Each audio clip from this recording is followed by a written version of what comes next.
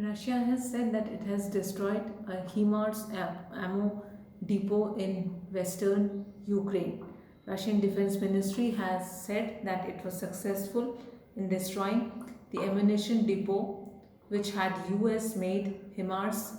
advanced rocket systems, and this was being used by Ukraine in the Ukraine war. Moscow had earlier said that USA should stop supplying arms and ammunitions to Ukraine, and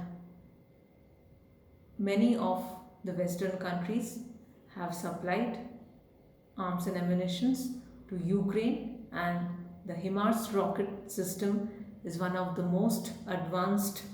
rocket systems to be used in the war, which can destroy many targets in a short span of time. Kyiv had earlier said that this system, the HIMARS system, would be a game changer for the Ukraine war, as the advanced system would allow them to strike and destroy more Russian targets, as they were unable to do that earlier with less advanced missiles and rockets. Now, after USA and many other Western countries started supplying arms and ammunitions to Ukraine, Russia has destroyed a lot of military facilities, and Kyiv has said that at least 30 military facilities all over Ukraine have been destroyed by Russia, which has actually resulted in huge losses for Ukraine, because these were the advanced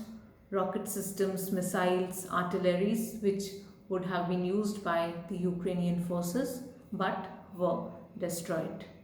Russia has warned Ukraine again and again against using weapons being supplied by the Western countries. However, after Ukraine started using these high-tech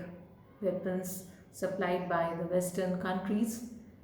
Russia has amped up their attacks, specifically in the military facilities, and have destroyed a lot of their depots. Stay updated with me.